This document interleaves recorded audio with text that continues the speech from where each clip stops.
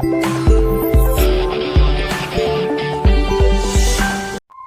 the coronavirus surging back as cases across the country climb. They're fighting a war here and they're losing. The sheer numbers of people succumbing to the coronavirus is overwhelming every hospital in northern Italy. The sounds of sirens are haunting, piercing the abnormal silence of a once bustling city. Today, the governor said the state could run out of ventilators soon. At the current burn rate, we have about 6 days of ventilators in our stockpile. Hi, I'm Dr. and I'm a physical therapist at Rotary Recovery Physical Therapy and Occupational Therapy Clinic. I'm Dr. Vignesh and I'm a senior physical therapist at Rotary Recovery Physical Therapy.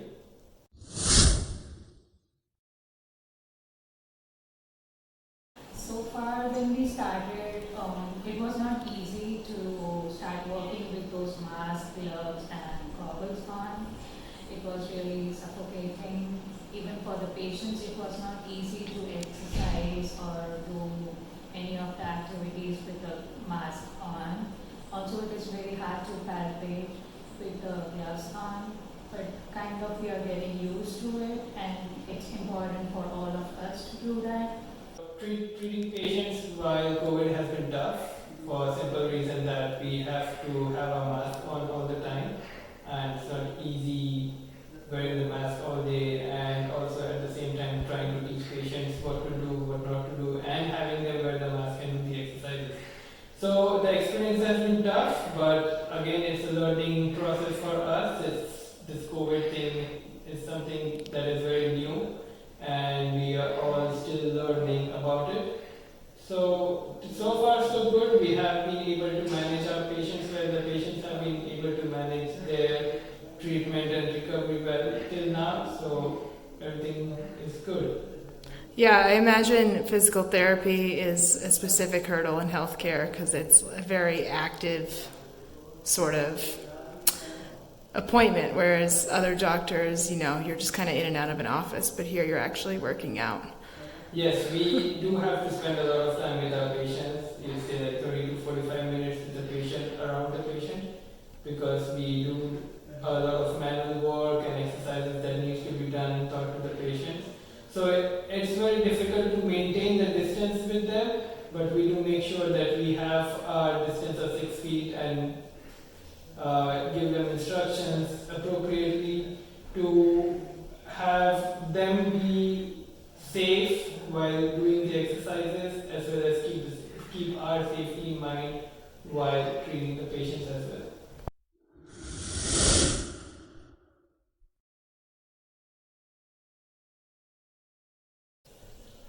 So far, we were thinking that the coronavirus is only affecting the respiratory system, like people are having breathing issues or their endurance is decreasing.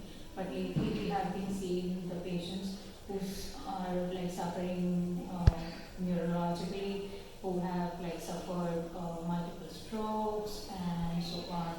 For example, currently I have been treating a patient who was diagnosed with COVID-19 in April 2020, and post that she had 4 strokes in about duration of about 3 to 4 months, and because of that she had to go through 2 craniotomies.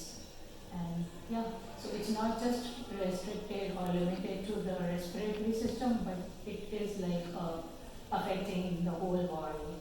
Well, once we opened our clinic back in end of April and May, we did have quite a few patients who came in who were infected with COVID in the past but had fully recovered.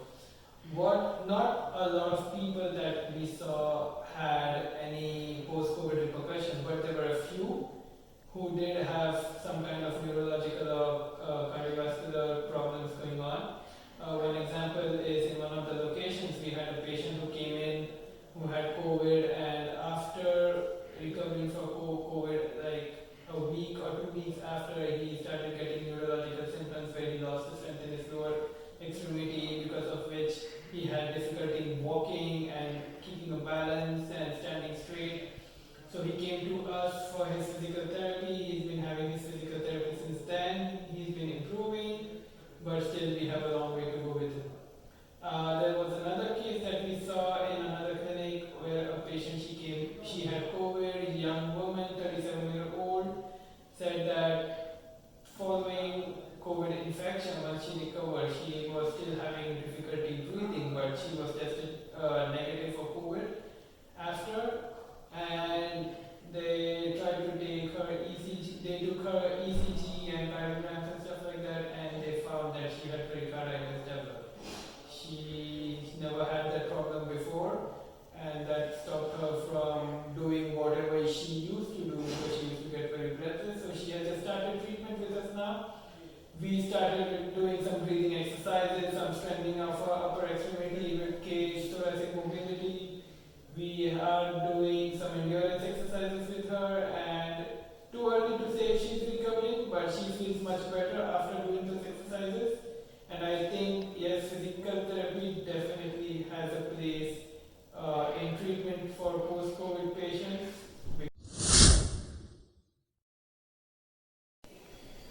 So continuing with the same stroke patient who had 2 craniotomies, status post craniotomies, it was really difficult for her to walk. She was dependent even for the transfers, and she works as a waitress, so she really wanted her both hands to be functional.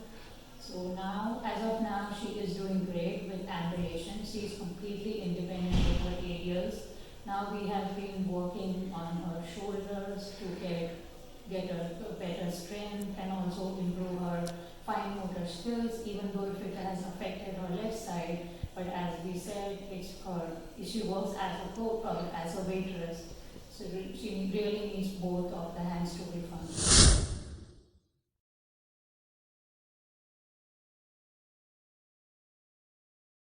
Definitely has a place in treatment for post-COVID patients, because these manifestations that come out that can be seen, which are neurological, musculoskeletal, cardiovascular, or pulmonary, physical therapy can definitely help these patients recover.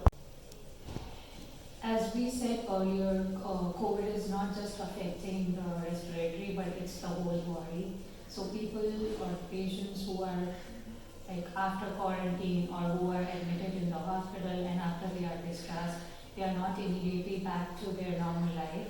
They need to rehabilitate after that. Some of them need respiratory rehabilitation in the form of like improving their endurance, lung capacities. Some of them need musculoskeletal rehabilitation in the form of like increasing their strength. Doesn't matter if it is upper extremity or lower extremity. And some of them need neurological rehab.